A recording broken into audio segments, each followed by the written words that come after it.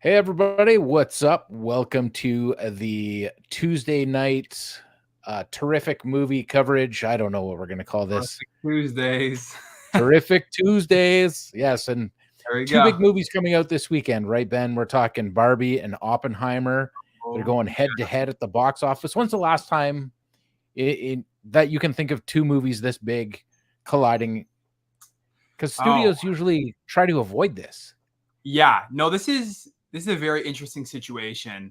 And the only comparison I can think of is one I've seen being thrown around, which was The Dark Knight and Mamma Mia back in like 2008, where you I had wouldn't two even compare that. more so being like, one's kind of like a Christopher Nolan darker movie, and one's like this bright, happy musical. So they're Yes. kind of in those contrasting movies. But as for like two big studio movies being released on the same day, I can't think of the last time that happened. It's been a while. It's definitely been since before COVID that this has happened. Yeah. So yeah, this is pretty crazy. This is the weekend everybody's been waiting for. It's the Barbenheimer weekend. I'm so very excited. It's very interesting how this whole situation has played out with these two movies. I think ultimately it's benefited both of them in a way that like would have maybe seemed unexpected at the start. I originally thought it was a bit of an odd idea to put these movies both on the same day. And I thought that one of them would eventually move and they were just kind of playing chicken, like who's going to move first. But Yeah. neither of them moved. And the internet started to catch on and started to run with the whole Barbenheimer thing.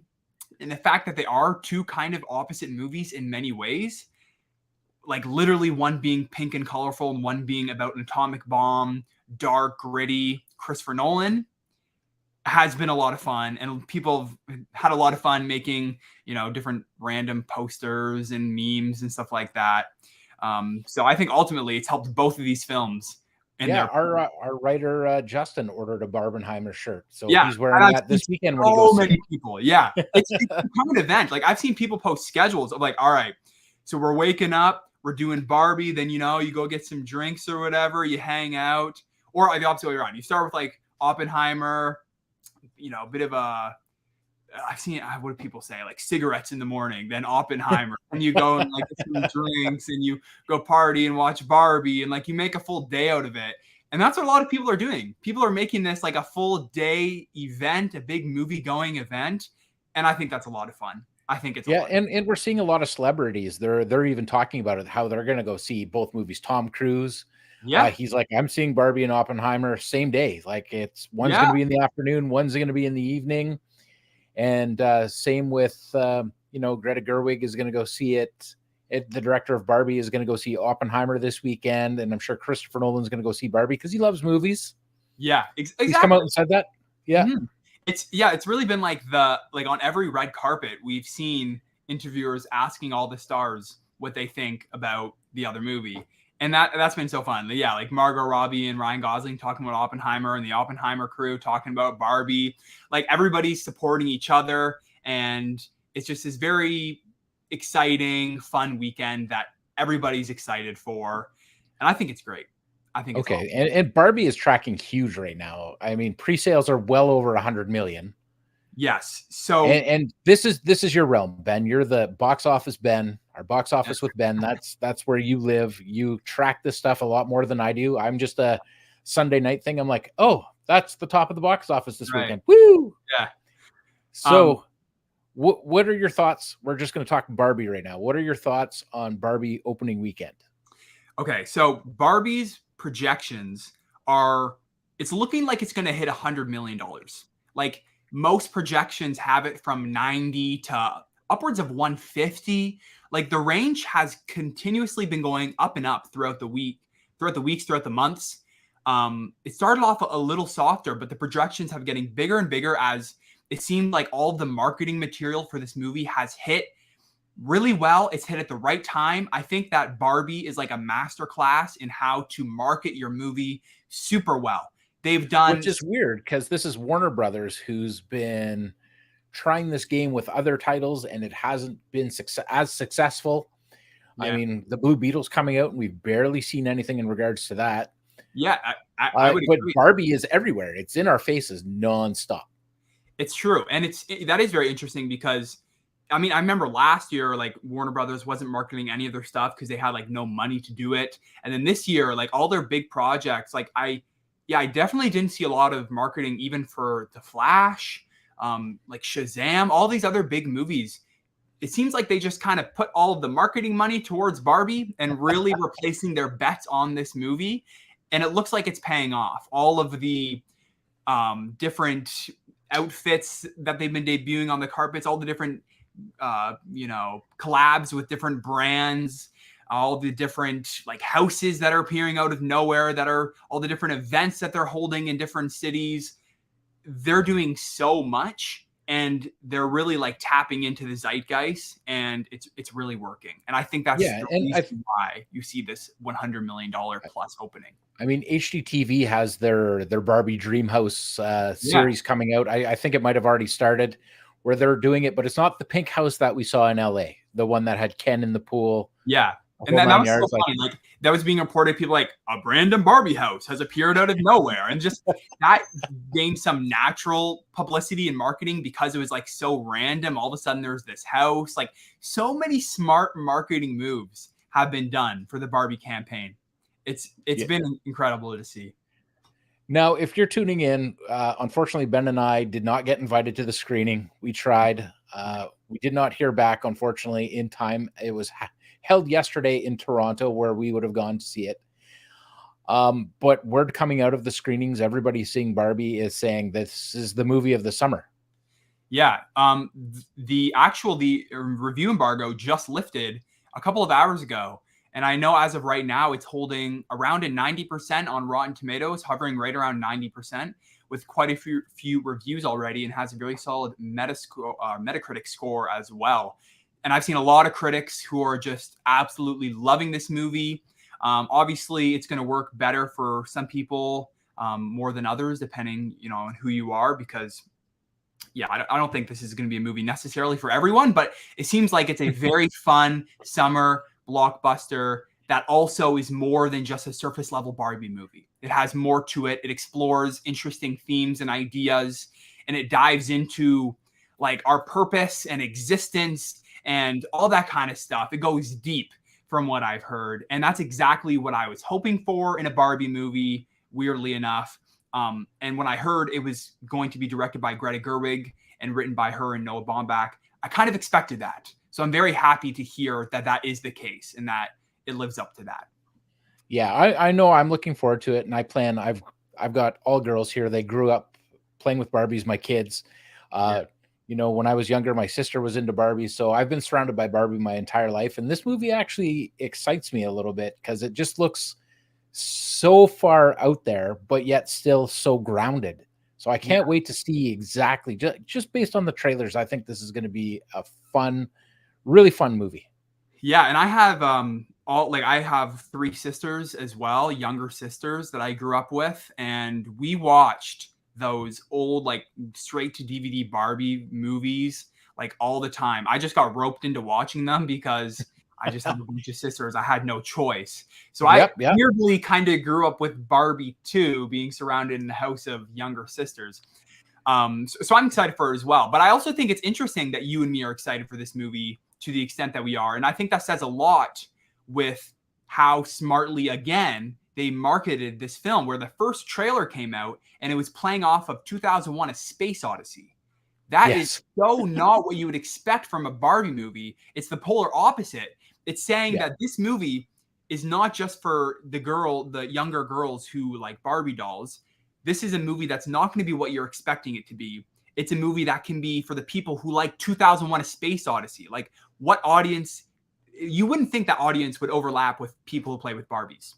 So instantly, right off the bat, they were like, no, this is a movie for everybody. And they said that in the trailers too. If you love Barbies, if you hate Barbies, this is a movie for you. And I think they've done a really good job at making this movie a like 4-quadrant, anybody can go and see this movie and everybody's excited for this movie. Whereas if they took a different approach to the marketing and how they promoted this movie, it could have came off as just a film for families and younger girls, right? So yes, yeah, absolutely. Yeah, it's very interesting what they've been able to do. Yeah, I think they put together this whole package so well, and what a wonderful cast. I mean, Oh my goodness. you're Yeah. you're not just Margot Robbie and Ryan Gosling, but you see some of the Kens and some of the other Mm. Barbies, and you're just wowed and blown away that they were able to bring in so many people to pull off this world.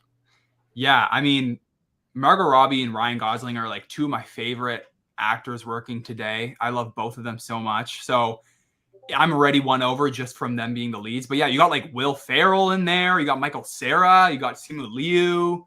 Like a bunch of great additions to the cast and supporting roles. I think it's going to be really fun. Yeah. All right, and then let's talk about the darker movie coming out. Yeah. Kind of a blotch on America's history, if you will, Mm-hmm. because it's not really pretty what comes out of this, and there's a lot of people that have seen the movie that have come out shaken. Yeah. Right. Yeah. And I mean, yeah, I talk about polar opposites. This is a very gritty, grounded character study exploration of this time in history, focusing on the character of Robert Oppenheimer, like really diving into him as a person. Um, and I'm super excited for this movie. I think this is the type of Christopher Nolan movie I want to see at this point. I want to see him scale back in a way and focus more on the character side of things. Yeah, Um, and it seems like this movie is a nice blend of you have the personal character study component, a lot of emotion there clearly, but then you also have, the big stakes kind of spectacle with what's going to happen with the bomb and all that stuff. So, and just everything I've seen from this movie, all the trailers, everything I've heard about the final movie just gets me super excited. And I'm a huge Christopher Nolan fan. So really anything he has coming out is going to be like at the top of my list for most anticipated. yeah, and even if I didn't see a trailer or know who the director was, just hearing that they actually made a mini nuke to film for the end. This is not No spoilers. This CGI. is out there. That's insane. Yeah. He loves practical effects, and that's taking Yeah. it to the next level. Yeah, and I say this all the time. I'm somebody who really appreciates practical effects, and I think like a lot of the big blockbusters we see nowadays rely too much on CGI. And Christopher Nolan just takes things, he likes to do everything that he possibly can in camera, on location, like doing everything in his power to make sure that everything feels as real and gritty as possible, and it comes off on screen. Like you can really tell when watching all of his movies how much intention he puts into thinking out his scenes and how he's going to do them practically, and it just makes a huge difference. And I love his visual style, like how his movies look, how they sound. He's just like all of the different aspects of his film, sound, visuals, everything. It's just like peak filmmaking, honestly. And it looks like it's gonna be the same with Oppenheimer, and I'm so excited. So I saw that people had complained about Nolan films about how the audio was a little low or some of the vocals were a little low, and he punched this one up. I hope the speakers can handle it because this looks like it's going to be for lack of a better word, a bombastic sound Uh, explosion of to your ears. yeah, So I'm looking forward to seeing this one too. I don't know if I'm going to get to see it this weekend, but I know I'm going to try to get out there and see Barbie. And it has nothing to do with one over the other. It's just that time. I don't have the time. for sure. But if you were to say which one you're more excited for, you would say Barbie? I would actually say Barbie in this case, which I know you're probably like, what, Barbie? But yeah, that's the one that's appealing to me just a little bit more. And when I say just a little bit more, that if I showed up to Barbie and it was empty or full and I couldn't get a seat, I'd just buy a ticket to Oppenheimer and walk right in. That's Right. Yeah. I'm kind of on the same page. Although if I had to choose one, I'd probably pick Oppenheimer. Although it is one you probably have to like. It's going to be a more challenging movie, one you kind of got to like mentally prepare yourself for. Whereas Barbie's probably more of a fun time. I'd yes. still say I'm probably more excited for Oppenheimer just because I respect Christopher Nolan so much as a filmmaker, and Everything I've seen has just looked incredible. So, but they're both very close. I'm very excited for both of them. And I'm seeing both of them on Monday, like, On Monday. because I couldn't this weekend.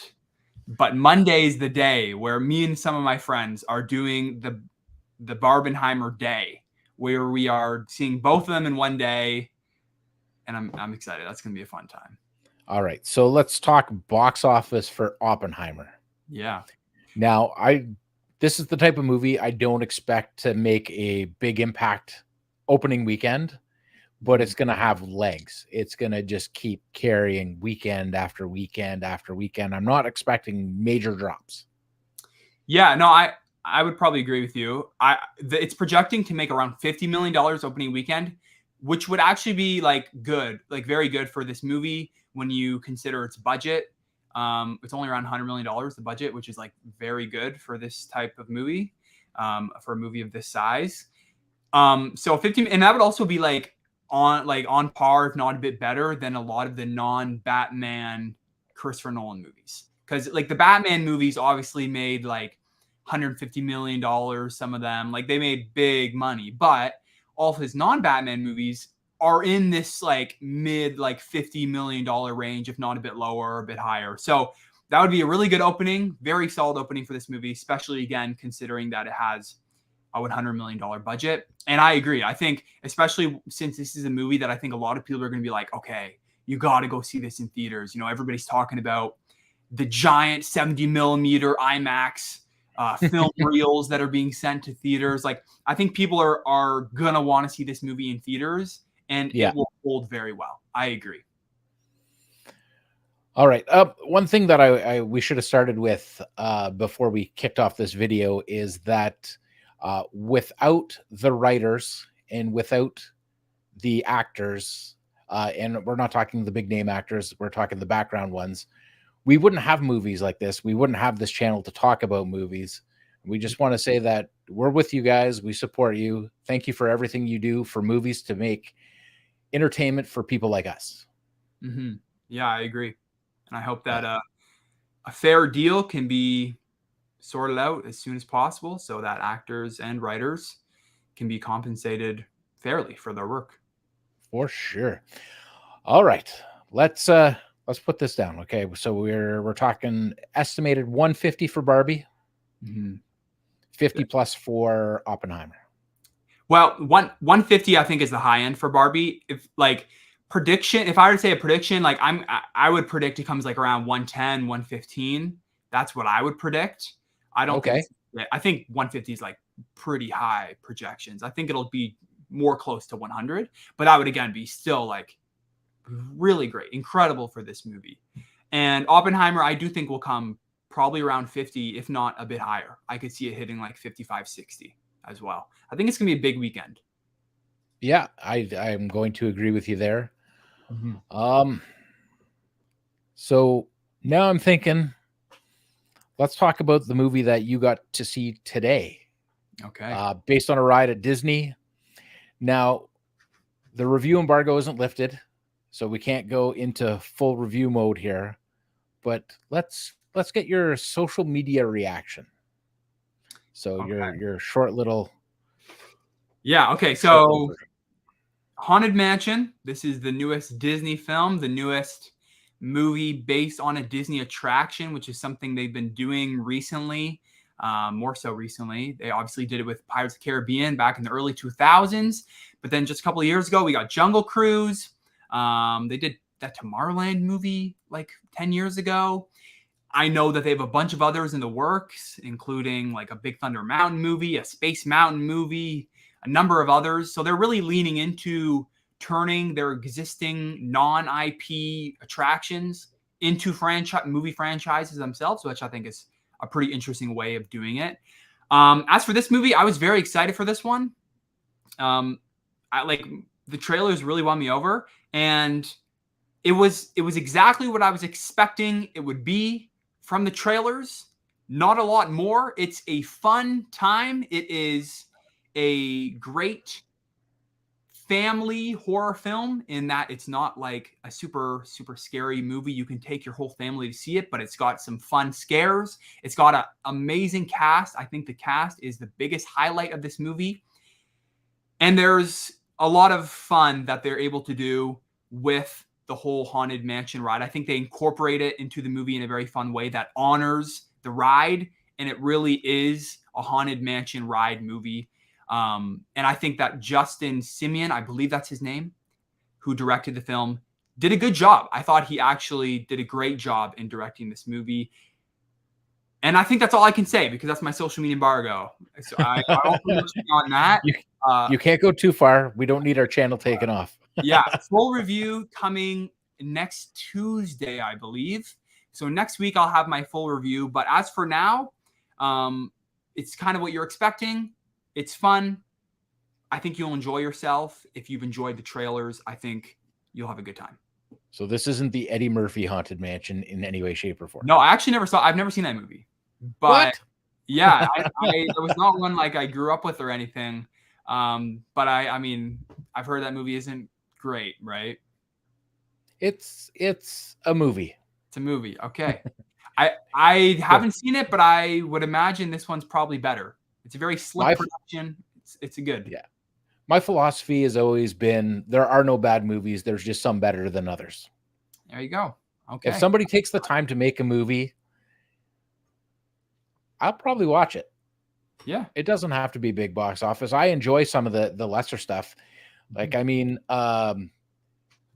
Trauma released some pretty crazy stuff back when I was, well, they're still releasing some pretty crazy stuff like the Toxic Avenger. I remember watching that for the first time, and the box set is actually coming out, you know, an 8-disc box set. The first 4 films in the Toxic Avenger series is coming out from Trauma and in 4K. And I can't wait to get my hands on that set just so I can relive that. I've got an autographed Toxic Avenger DVD from when I had dinner with Lloyd Kaufman.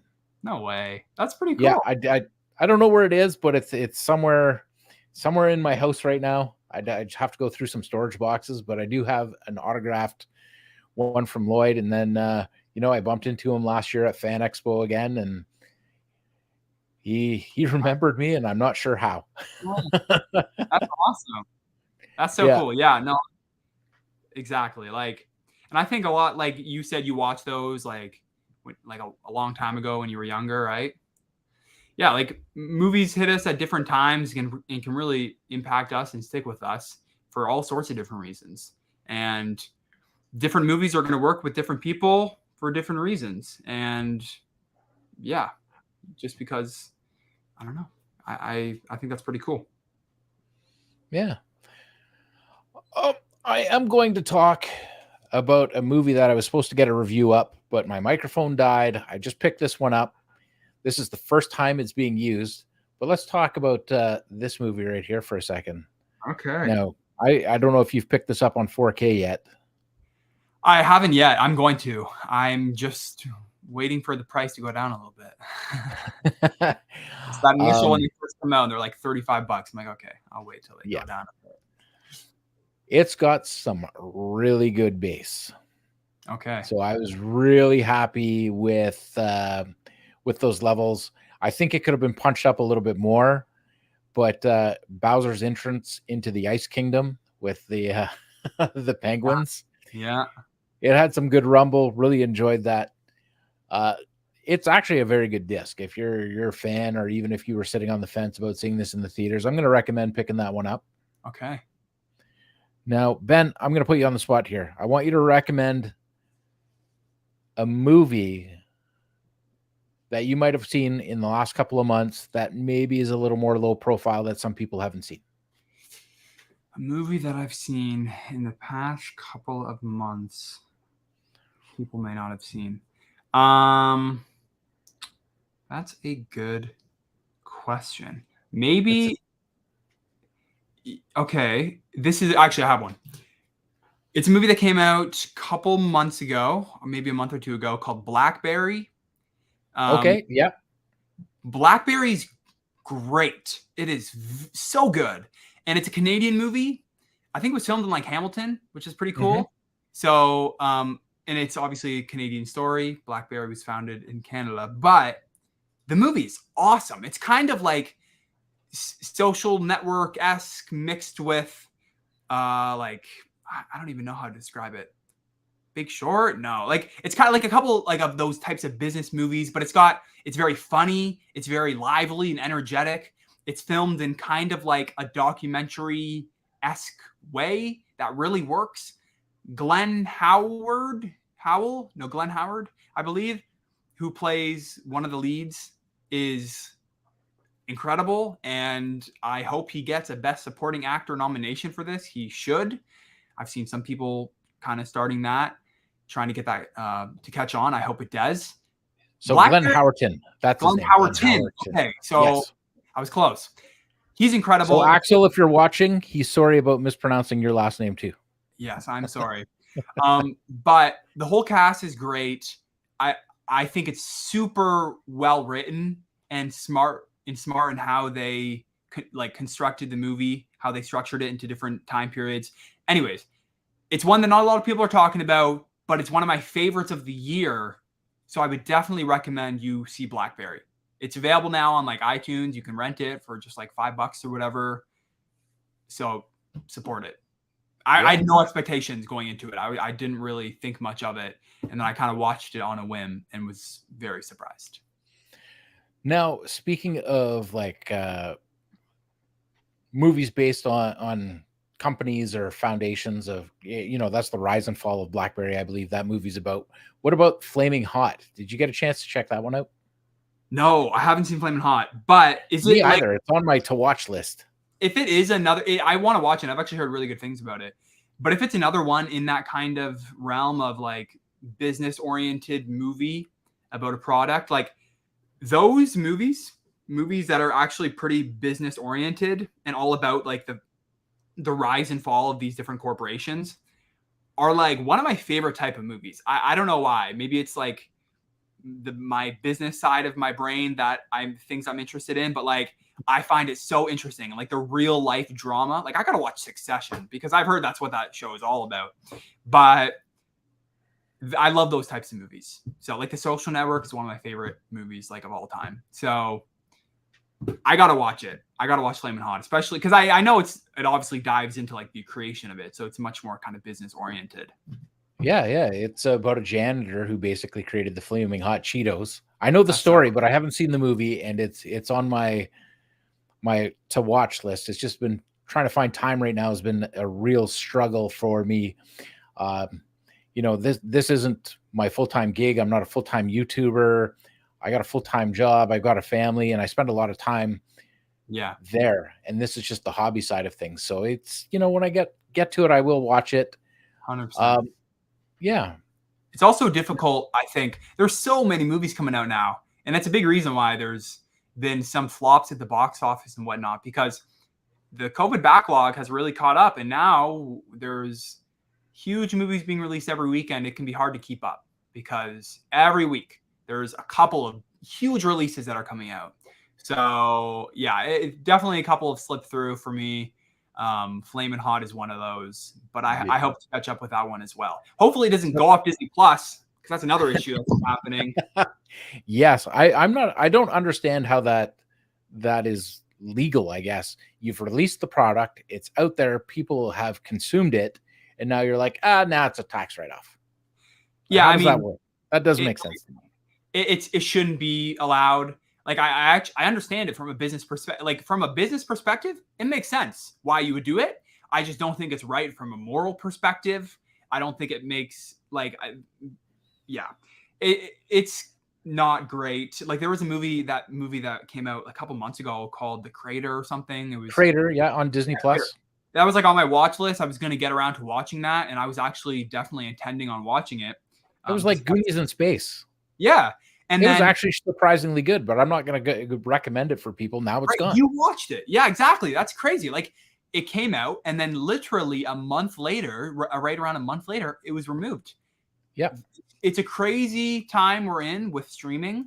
Another reminder why physical media is king. You don't have to worry about it leaving your streaming service forever. Physical media. Exactly. Physical media. You're never going to lose that. If those movies go off streaming, you will forever have them. Upside down. But now Yeah, these movies that have been streaming exclusives are just, they're gone. They're into the abyss, like never to be seen again potentially. That's wild. The fact that is a reality. And I wish they would just at least throw them up on iTunes or something, because then at least they're getting revenue from them if people choose to watch them. But I guess the whole industry as a whole right now needs to change, because people aren't going back to the theater like they were before. I mean, I've only gone to the movies twice since the beginning of January, and you talk about movies. You have a channel where you're talking about movies, and you've only been twice. So I've only been to the theaters twice. And the one piece that seems to be missing in this entire conversation is people aren't talking about the cost, right? Inflation is killing people's budgets. They don't have the extra money to go to the movies right now. Yeah. They don't. It costs $70 for two of us to go see The Flash. That's ridiculous. It is. I mean, I have a lot of thoughts about this as well. I agree that on many levels, the industry is messed up because of a lot of different reasons, because of the introduction of streaming and a lot of issues that's presented, because of COVID inflated budgets from those movies. So those movies are need to make so much money to break even. People, are not financially able to go and see the same amount of movies that they were once able to. And they also don't care to see as many movies in theaters because they have so many other options readily available to them at all times at home. So I think it comes home too, right? You get it at home and within 45 days, which I think is, I don't understand that. And they're slowly, at least some studios are slowly starting to switch on that. Like I know Disney, for example, is keeping Elemental in theaters till at least Labor Day. And then who knows how long before it'll hit, Blu-ray and then Disney Plus. And the same thing happened with Little Mermaid. There's not even a Disney Plus date announced for that yet. And they kept it in theaters for a long time. I know they're going to do the same thing with Indiana Jones and their other films. And I think that's smart. I think that because of COVID, audiences have been trained. It was already happening that audiences were slowly not going to theaters as much. But COVID just sped that up, where they now just decided, no, we can wait at home and see these movies. We don't need to spend, $80 for us to go and see this movie in theaters if it's going to be at home within a month. And COVID just really sped up that process and that idea in consumers. And I think studios are having a hard time reversing that.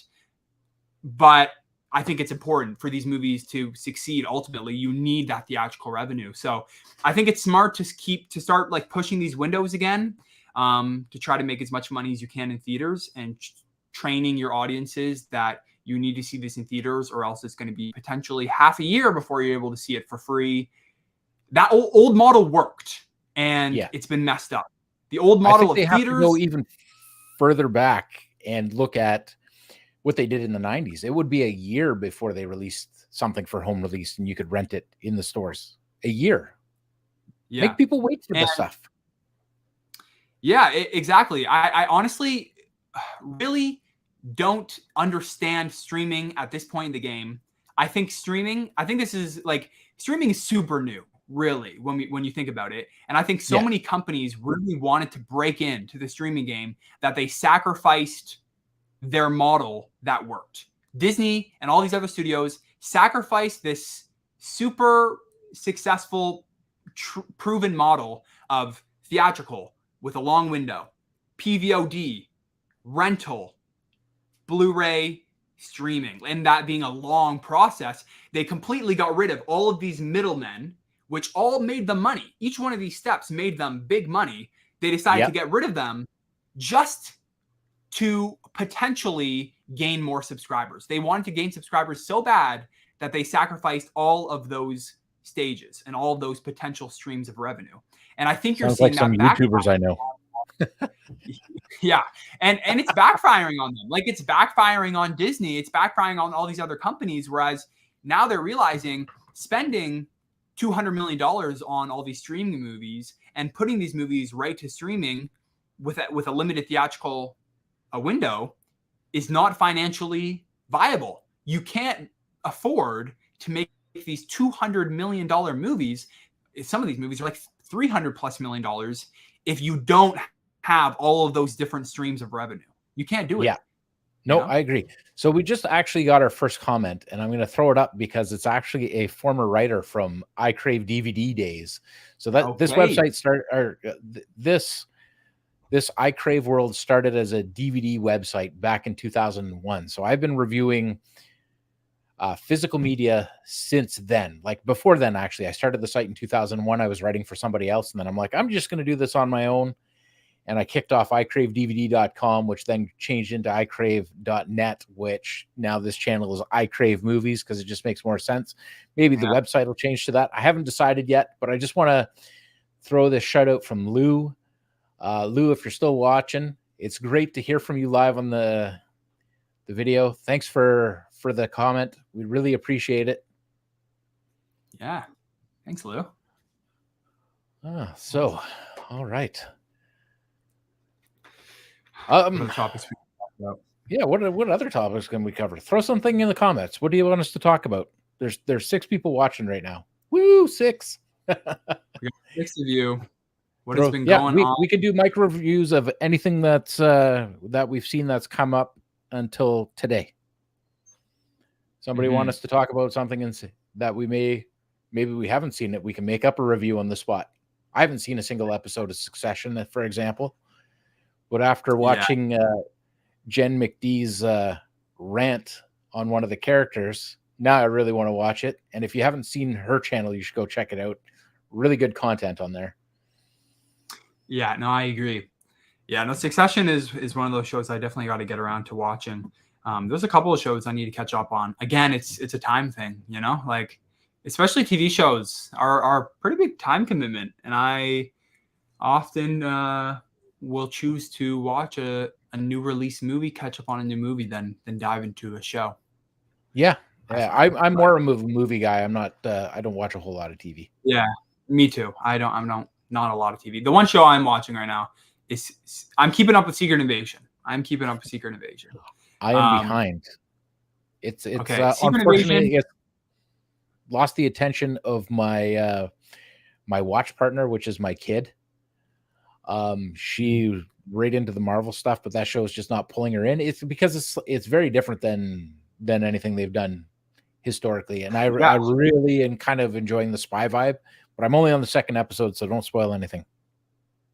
I won't. I will say, yeah, no, I agree. I like the spy, political, espionage, thriller kind of tone and vibe to it. I really like when the MCU kind of leans into that. But the show itself, I'm enjoying. I don't think there's a lot to really hook people in week to week, which is why I think it's not maybe getting a lot of attention. Maybe it's a very dense story-based political espionage, right? Like it's not going to be for everyone, but I'm a fan of that type of style and that type of show. So I'm liking it. Though I'm not like loving the show right now, but there's enough there to kind of keeping me interested. But I'm very curious to see how they're going to wrap it up in these last 2 episodes. Yeah. All right. So I'm going to bring up, I already had this up, but I'm bringing it up again. So Lou's basically asking, have superhero movies run their course? I don't think they have. I really enjoyed The Flash. I know there's a lot of people that didn't go see it, and it's really a shame because I think the movie was just a lot of fun. Just it's pure fun. It was way better than I was anticipating. I don't think they're done. There's a couple more coming out this year, and I guess we'll see. We'll see if the fatigue is real. We'll see in the next couple that are hitting theaters. So I've been saying this for a while. I don't believe in superhero fatigue. I don't think it exists. That I don't believe that's a thing. I think that mediocre superhero fatigue is a thing. Mediocre superhero movies fatigue is a thing because it's all of a sudden we were on like this peak with like all the Marvel movies leading up to Endgame, and then since then they have all the superhero movies that have come out have not been on the same level except for a few here and there. And the ones that people have loved have done super well, and then all the other ones that have been not up to par with the previous superhero movies haven't been doing as well. People seem to not be as interested in them, but it's because they're just not as good movies. Like I don't understand where this whole narrative is coming from that, oh, there's too many superhero things. In 2017, 18, 19, there was just as many superhero projects coming out, and people weren't fatigued because all of them, for the most part, were like pretty good. Now the hit ratio is, there's way less movies that are hitting to like, like are that good. And there's a lot more disappointments, and thus this whole narrative comes up again that it's superhero movie fatigue. I think if Marvel starts putting out banger after banger, hit after hit after hit, they get back into that kind of streak like they were before, that whole superhero fatigue thing will very quickly go away. And I think it only takes a couple of movies. Guardians 3 was really great. If the next couple of Marvel movies are really great, no one will be talking about superhero movie fatigue. Are superhero movies done?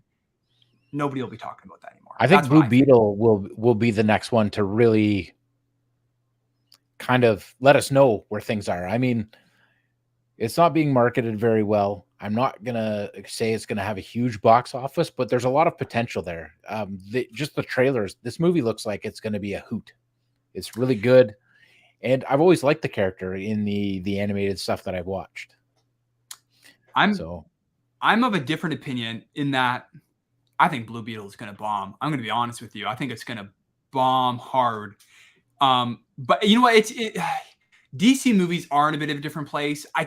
The Flash, I actually don't really understand how that bombed so hard, how it's going to end up making less money than like Green Lantern. Mm-hmm. That is actually one situation that I don't understand. Audiences didn't really love the movie. That's just the truth. It didn't get a great cinema score. All the audience trackings, like people didn't love the movie, so I guess that explains it. But the fact that it made like The Flash with Michael Keaton, it has multiple Batman, multiple Flash, you have Supergirl, and that movie bombed to the extent that it did, I don't really understand. And if The Flash bombs that hard, I think Blue Beetle bombs, especially since they're not marketing it. I don't think you can have I don't think there's any world where a Flash movie bombs and a Blue Beetle movie is super successful. I don't know. Unless it's like a surprisingly fantastic movie, but it looks a little superhero generic from the trailers to me. Even though I think it could be fun, it doesn't look like anything super new or unique that's going to really draw audiences in. Yeah. So Lou posted another comment here saying that the superhero movies have set unrealistic box office expectations. Yeah. And I'm actually going to agree with that because everybody's expecting every big tentpole movie now to hit that $150, $200 million mark. And I think a $70 million opening for a movie that even has a $150 million budget is a really good opening weekend. Mm-hmm. Yeah. What are your thoughts on this? Because you're the box office with Ben. Yeah. So interestingly, I saw like a post where somebody broke down like a bunch of the movies leading up to Endgame and their total box office. And yes, you would have those like ones that hit $1 billion here and there, but a lot of them in that, what we would call prime MCU, peak MCU era weren't making $1 billion. A lot of them were making 600 million, 700 million, 400 million, 500 million. Like they weren't hitting $1 billion with each and every film. So like all of a sudden the Marvel movies start making like Thor Love and Thunder makes like 7 something. Wakanda Forever makes 8 something. A couple of these other movies like make it above $500 million, $800 million. And that's seen as a disappointment. And I don't know why people have it needs to hit $1 billion or else it's a failure, because that is just so far from the truth. And these movies can be super successful at, way less of a box office haul. So, well, let's use the Indiana Jones box office, right? Dial of Destiny. And I'm just bringing up another comment from Lou. So thanks for participating tonight, Lou. We really appreciate it. Yes.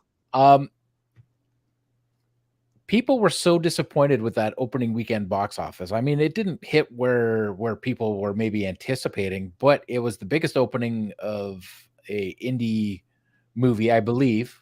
I think it opened up bigger than the Crystal Skull movie. I'm not 100% sure, but I Crystal believe Skull that's what I saw. above 100. Crystal Skull opened above 100. Oh, did And it? this it Okay. did. Yeah. All right. So, but it still had a good opening for it. It just didn't. I don't know if I'd say a good opening. I mean, here's the thing. It didn't have a great opening. I think it had a good opening. It opened, I believe, in the high $50 million range. Let me bring it up here. I think you gotta also when you're talking about box office, the one thing you have to take into consideration is budget. Like you need it. A film's success at the box office is completely tied to how much they spent on the movie.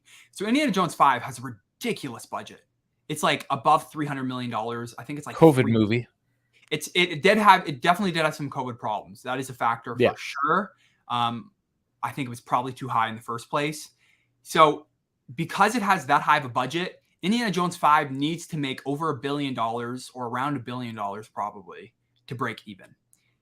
It is not going to break even at a 50, 60, whatever it was, $1 million opening weekend, especially since it also did not do well worldwide. It actually did pretty poorly worldwide. So a little bit like not a great number domestically. Maybe you could say it was like fine if the worldwide numbers were really strong, but they weren't. And Indiana Jones 5 is sitting at around $300 million worldwide right now, which is very disappointing. That is a very low number. It is going to lose hundreds and hundreds of millions of dollars. It's probably going to end up in the $400 million range. Maybe it'll come close to 5, but I think it's going to end up in the $400 million range, which means it could lose like $400 million. It could be or more. It could be one of the biggest bombs that Disney's had in years. So it's also box office weekend one. A narrative around a movie can change so much week to week. Elemental is a good example of that, where it opened pretty poorly. It was the smallest opening weekend for a Pixar movie. But now it has had incredible holds week to week. Incredible holds. It has had 10% drops, 5% drop, like fantastic holds. So much so that it has now caught up to Indiana Jones. It's now above $300 million worldwide. And it's tracking to end up probably around $500 million, which means it might make a slight profit. It might break even. So that's a huge shift for that movie. So I don't know. It's difficult with a lot of these movies. You got to consider what the budget is. You got to look beyond the opening weekend.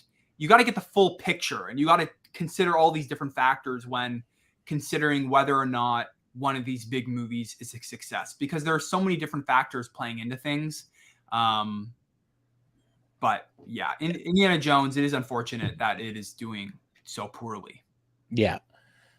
So sorry there, people. I use my iPhone for my camera and it crashed. The camera app crashed on me there. Oh, so I was gone for about 40 seconds, but I'm back now, and then it had to autofocus. So Lou is making a point here about I know he meant to say Spideyverse here, about how the multiverse movies aren't doing well. Do we have any other multiverse movies coming out outside of the second Spider-Verse movie, or do you think they're going to try to pivot on that now that they're not?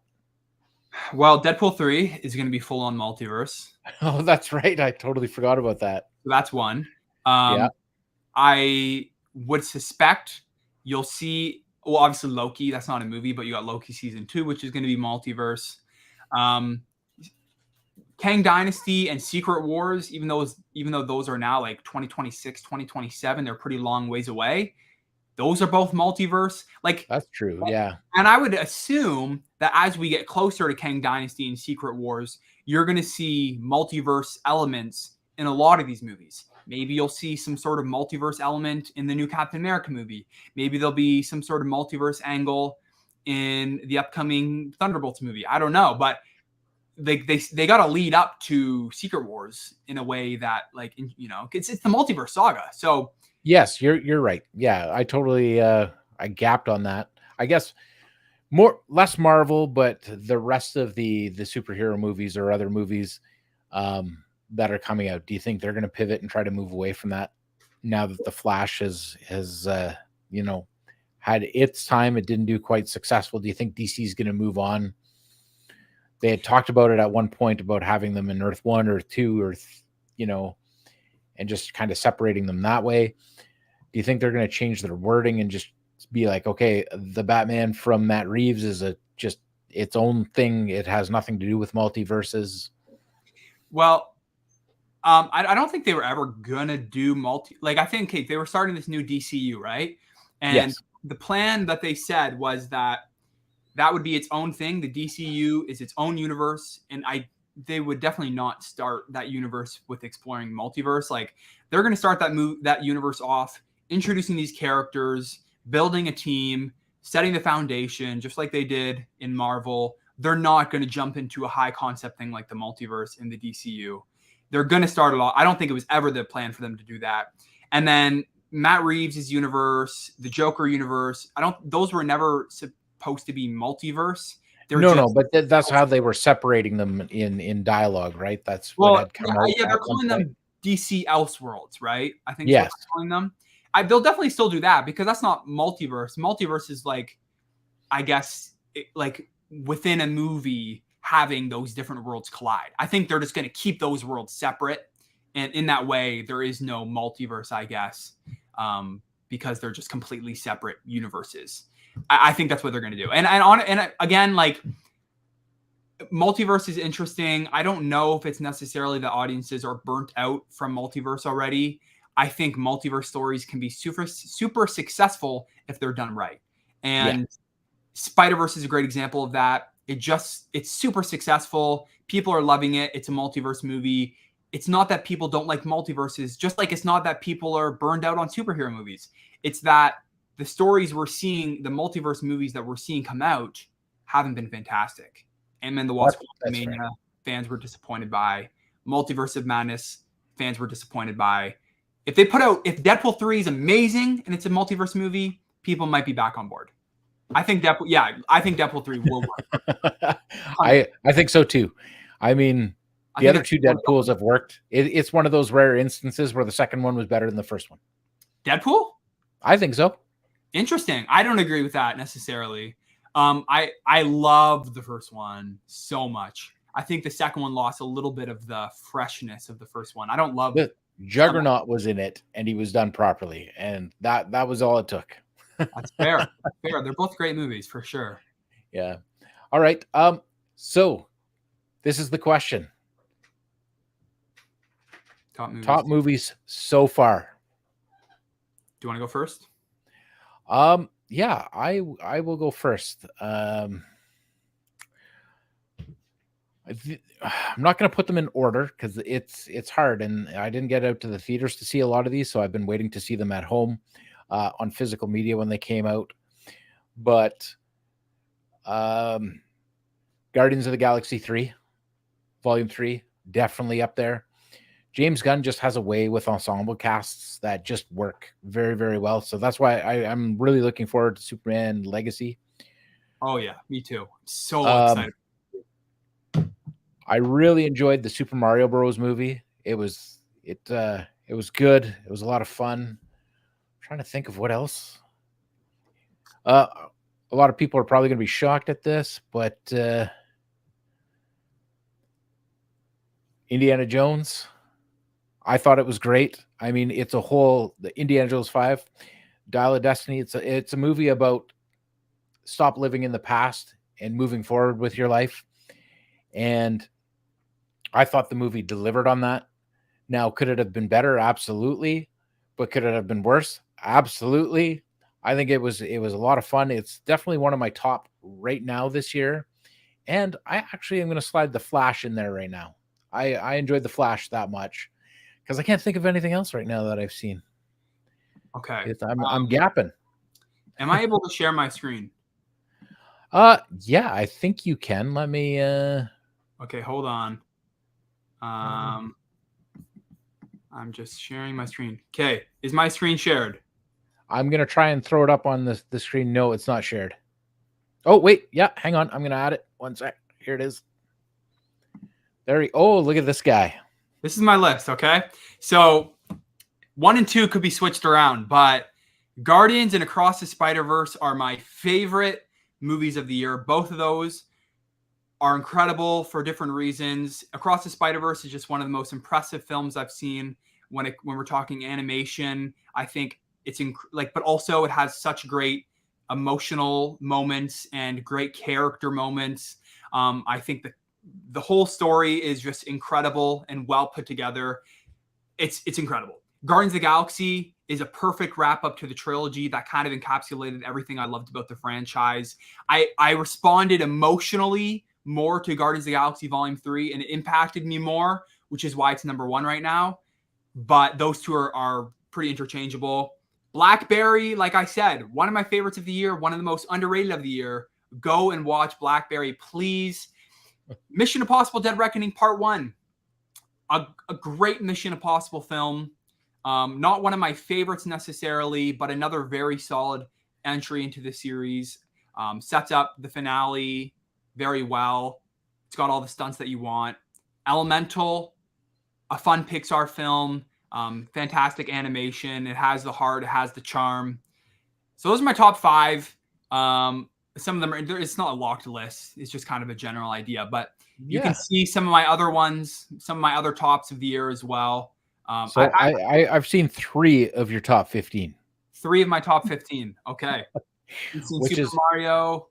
Guardians. Like I said, I didn't get out to the box office much anymore. I don't go to the theaters as much as I used to. It's just not feasible. Right. That's fair. That's totally fair. But yeah, no, I don't know if any of those placements are somewhat controversial. I think I've Dungeons and Dragons up pretty high compared to some people. I like that movie quite a bit as well. It's another one that that was actually a very pleasant surprise. That was a blind buy for me. I purchased the movie without seeing it in theaters. I didn't even watch the trailers. And you watched it? Yes. And what a hoot. It's so fun. It is a fun movie. It's I did play Dungeons and Dragons when I was younger, but I didn't really get into it. So I missed out on the Easter eggs, which there were a lot of from the people who actually have played the game that I've talked to. Yeah. And it just seems like it's just a blast of a movie. But we got a question here from April asking, who do we think is the best Superman? Now, this is a very, very controversial topic. I'm such a bad person to answer this question because, okay, nobody freak out on me, all right? But I haven't seen any Superman films beyond Man of Steel. And I've seen the first superhero movie, like the classic, but it was so many years ago that I don't even remember it. So I feel like in my mind, the only one is Man of Steel. Like Henry Cavill. Like I can't even comment on other super. I just kicked Ben out. Yeah, that's it. We can't talk anymore tonight. I know. Like, I mean, like, cause what? There's Reeve, there's Cavill, there's. There's 2 Reeves, right? There's George Reeve and original, right? Yeah, that's Lou's favorite.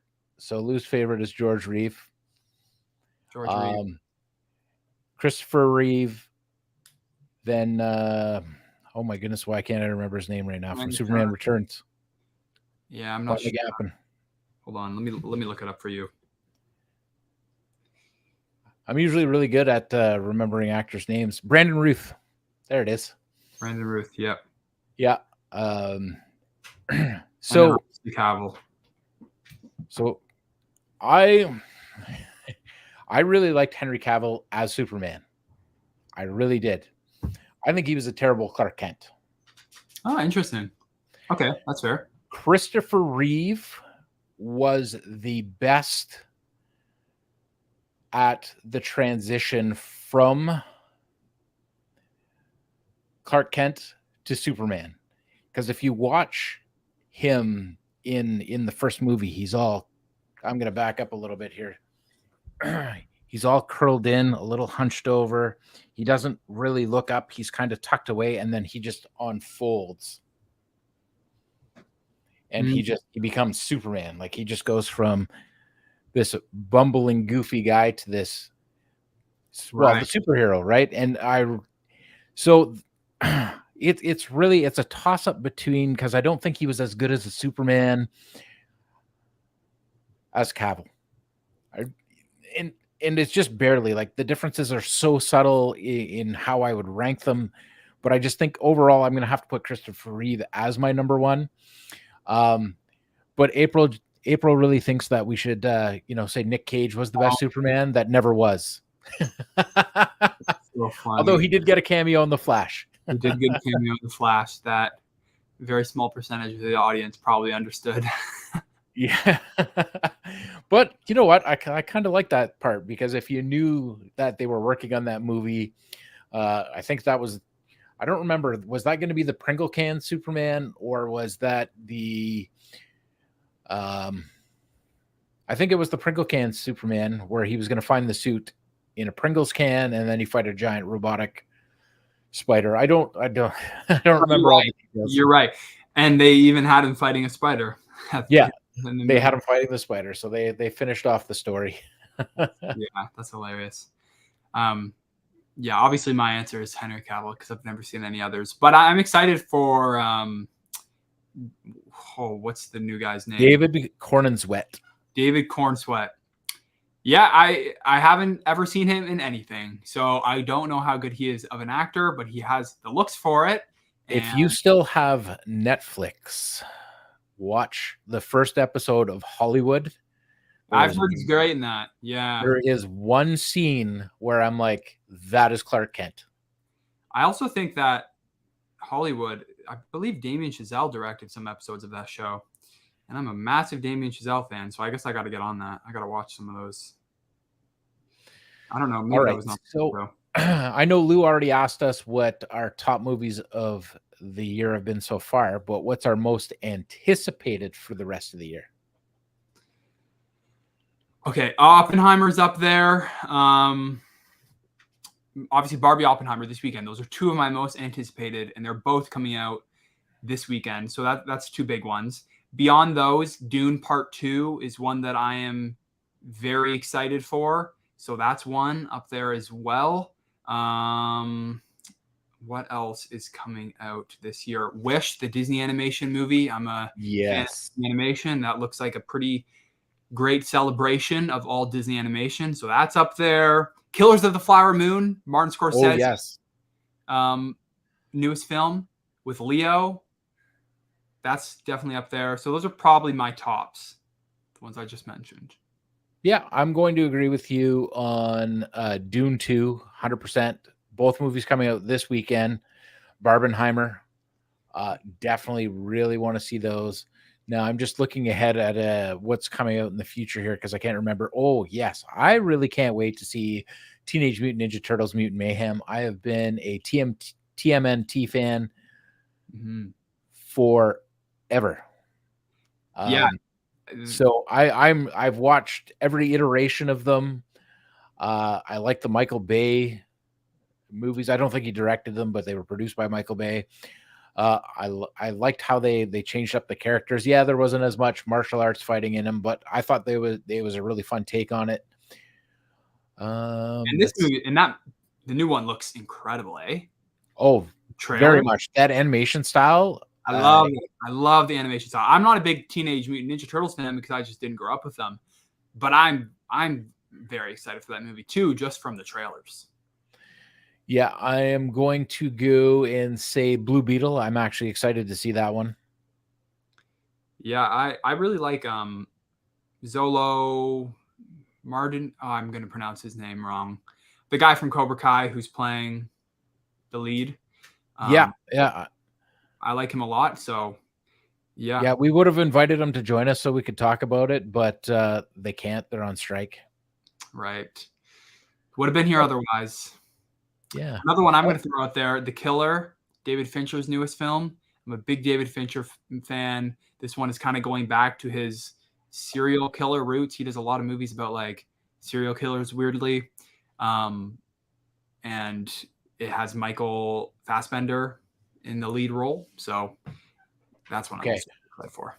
One that I'm super excited for. This is probably my top one for this year. Paw Patrol, the Mighty Movie. Oh yeah, I forgot about that one. Come on, Top of the list. Paw Patrol, the Mighty Movie.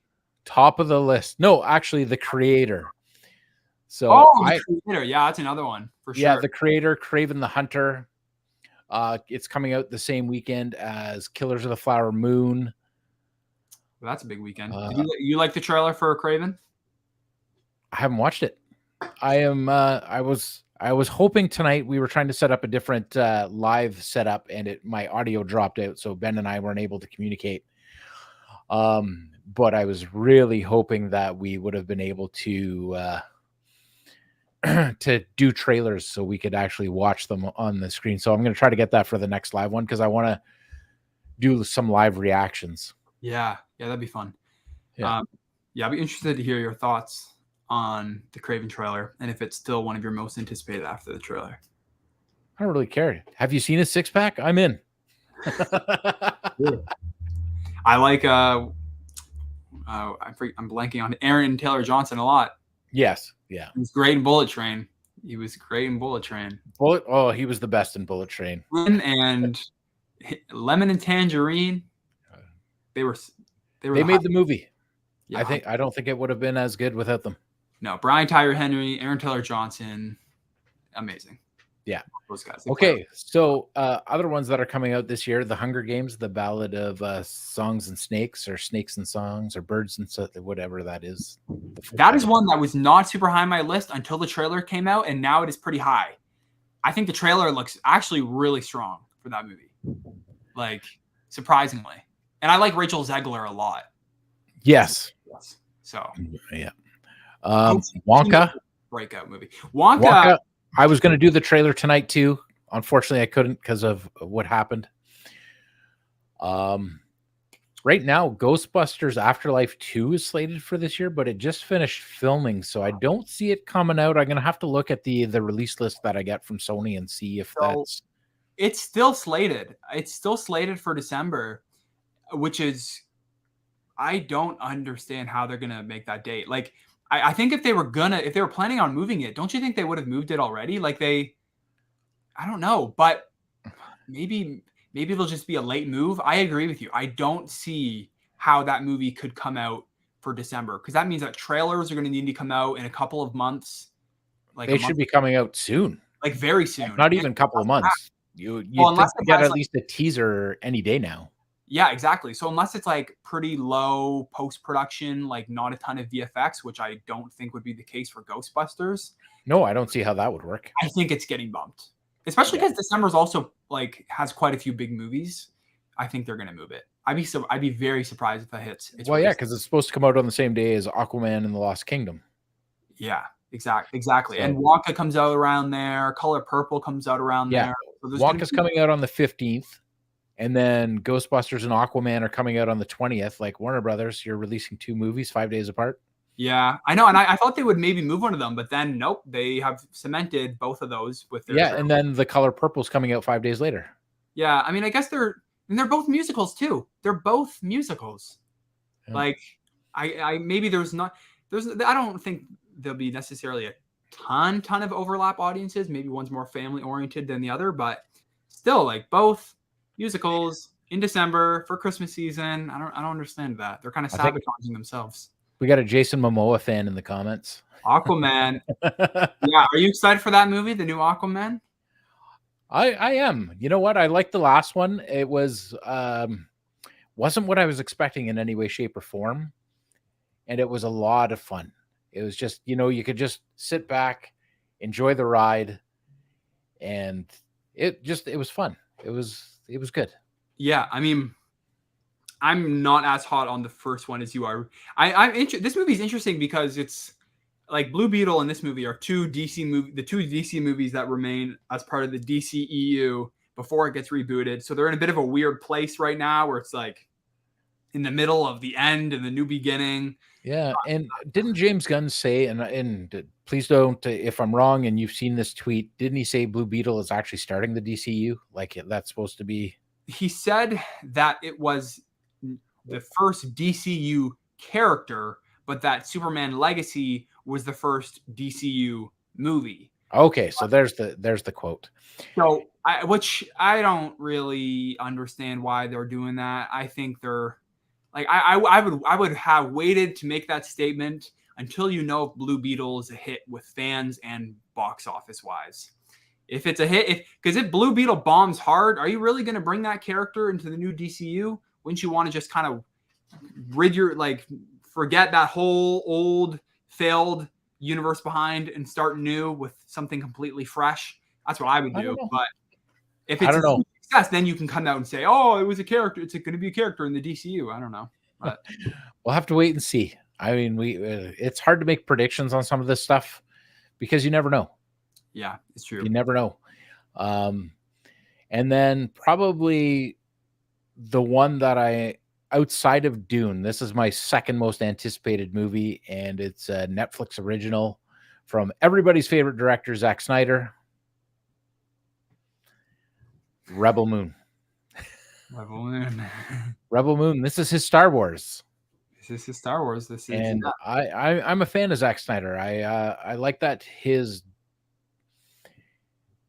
directorial style is more visual, and he leaves clues hidden in the scenes around him, and not everything is explained through dialogue. Like you have to. They're not deep thinking movies, but nothing's put out there and just given to you. You have to put a little effort in to enjoy the movie, and I really like that part of his style. That's and I mean, everything he puts on screen is visual eye candy. You can't argue that, whether you enjoyed the movie or not. Yeah, it's true. That's true. Yeah. Yeah. I mean, I'm very interested to see what Rebel Moon is going to be,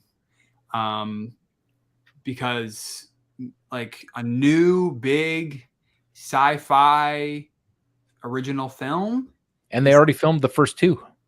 Yeah, and that's something we don't see a lot happen very often. But at the end of this year, I guess we're getting two new original, somewhat big budget sci-fi films with The Creator and Rebel Moon. So that's pretty exciting. We don't see those as much. Yeah, I haven't watched the trailer for The Creator, and I've only seen a new one came out. I think it was yesterday.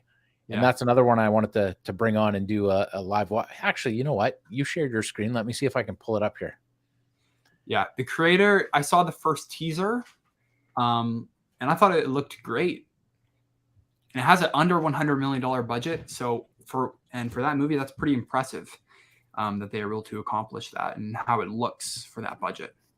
So if I can find the one that came out yesterday, there it is. Let me just pause this and see if I can't share just that. Share screen.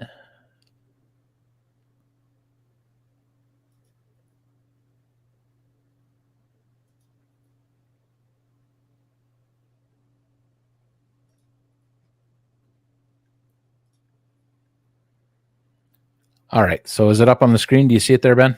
I do. All right. Let's just hit play. We're going to do a live reaction to this because I haven't seen this trailer. It's the first time I'm seeing it. For any of them, I didn't even see the teaser. Okay. Can I move this? I'm just going to change the sides for a minute. All right, you guys can't see what I'm doing, but I can't. My camera's right in front of where that's sitting, and I want to see the trailer, so I'm going to move it out of the way. Here we go. Let's watch this. We're going to do a live reaction, both Ben and I, because we haven't seen this one. When the war started. Ooh, a war. They protected me. Took better care of me than humans would have. I got to do this right.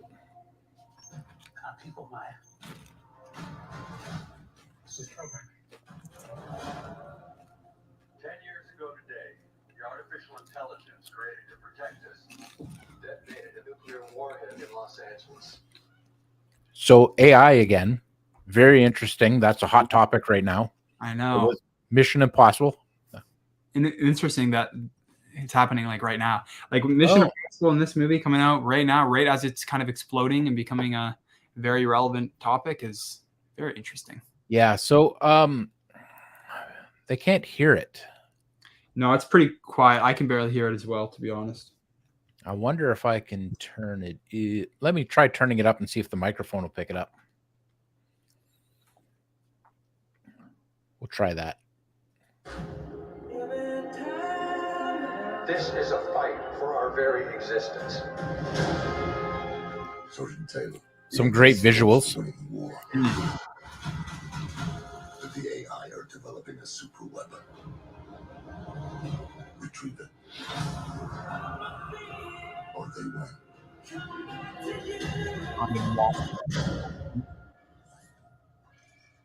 What? Did you locate the weapon? Yeah, it's just a kid. So that's interesting. Yeah, that was revealed in the first trailer, but that's pretty cool. Yeah. Can you hear it a little better now? A little bit better, yeah. All right. Are you going to heaven? No. You gotta be a good person to go to heaven. So, we're the same. We can't go to heaven because you're not good. Ooh, And ouch. you're not a person. Do you have any idea what the thing is? She looks like a little girl now, but she's growing. Whoever has that kid wins the war. Whose side you want, huh?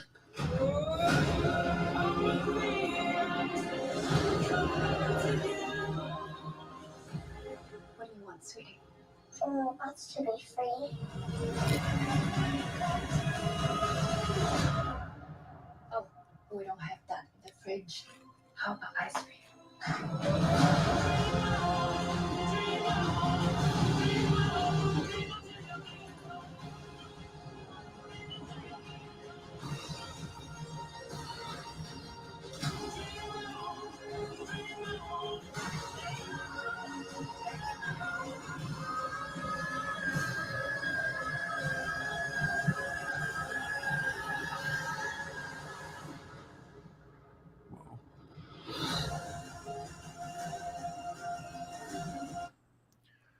Wow.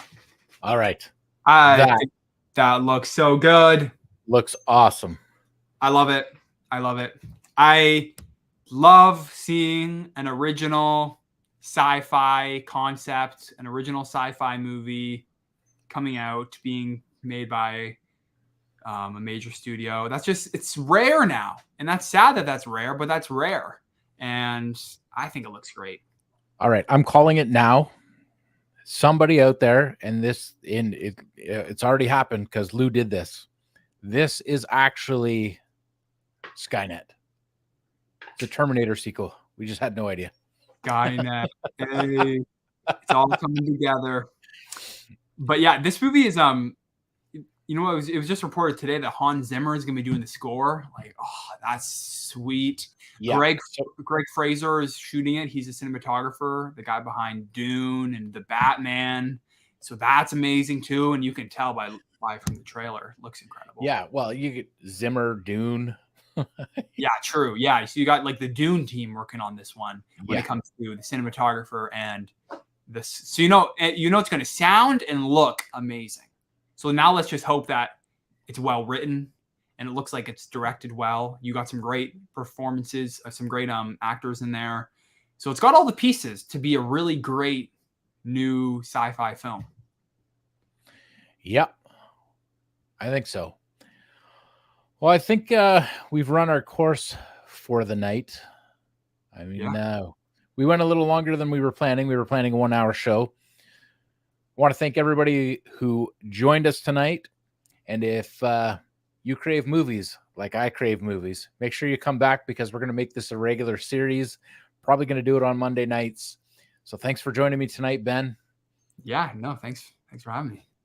And thanks for everybody who joined us in the comments. A lot of fun. Yeah. And we'll see you on another upcoming live show.